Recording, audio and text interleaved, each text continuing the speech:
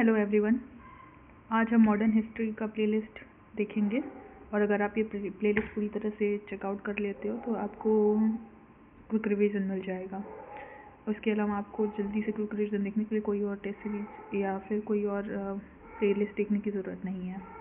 Okay, तो let's start. First start करते हैं मॉडर्न हिस्ट्री से। ये मेरे हैंड रिटन नोट हैं और मैं इसका PDF डिस्क्रिप्शन में दे दूँगी, बट मैं इसका PDF डिस्क्रिप्शन में इस प्लेलिस्ट के बीच में दूंगी। So let's start with the condition of India in 18th century। Social condition: land of contrast, rich plus poverty coexisted. There was caste system. Second, caste system में there was 4 varnas and then third is position of women. Women lack individuality and they were highly dependent. The society was basically patriarchal. And then education, status of education mein, if we see that higher education institutions were all over the nation, but they were mostly religious in nature. Similarly, elementary education, they were widespread in the form of madrasas and pathshalas. And literacy level, which was not bad actually. What happens that in Macaulay's transcript he accused that Indian literacy was lower, but that was not the case. Actually it was not lower than that of British times. Okay, so then we'll consider the economic conditions. And in economic condition there was increased indebtedness, there was dependence on company, there was wealth accumulation by zamindars, then rise in demand for luxury goods. Then we come to political condition, and in political condition there was constant political flux, and there were regional identities which were asserting their dominance. There was rise of northern powers like Afghans, Sikhs, Marathas. Mughal has lost their grasp on power.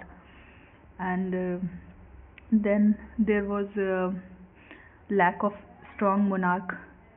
And fifth is Jagirdari crisis towards the end of Aurangzeb's reign.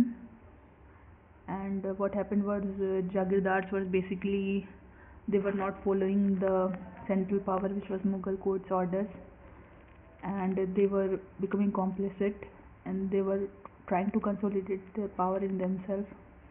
Sixth is political nexus with merchants.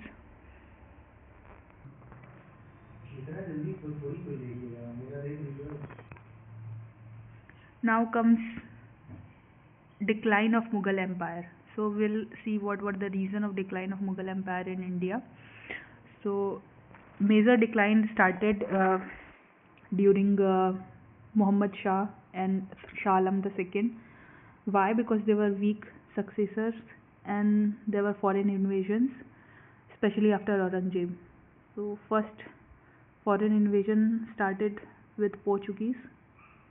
Okay, and the Portuguese threat even started during the reign of Akbar itself. And there were then financial issues. There were not enough money, and Jagirdars were not paying taxes on time to Mughal Empire. And third is weak military administration for 2 high-ranking officials, and army effectiveness was not kept up. And fourth is economic failure. There was luxurious living in Mughal court, which were consuming much of their income, and the size of empire of the Mughal court was shrinking. Basically there was a saying that it started from Palampur and ended in Old Delhi, and then threat from regional power was also the reason. And then sixth reason is neglect of northwest frontiers. And in northwest frontiers the Afghan tribes were creating huge pillage, and then there were attacked by Nader Shah in 1739, and Shah Abdali also, which devastated Mughal treasures. Then seventh is lack of innovation, especially in science and technology, where whereas the colonial powers were gathering strength in naval. Then there were no new innovation in this field, which was huge reason for the failure. Then also there was rise of Maratha, which was a factor because of their impact of languages and literature, geographical circumstances, which was Maharashtra's location, and then their training, and then their unstable political conditions in south, and charismatic nature of Shivaji and their guerrilla warfare.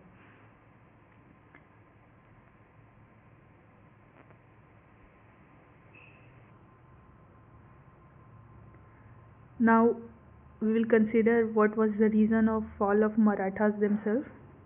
Then first is their war of successions between Sambhaji and Rajaram, and then second is their political organization, which was divided in various fractions. Third is weak tax administration like Chauth and Sir Deshmukhi. Fourth is weak diplomacy.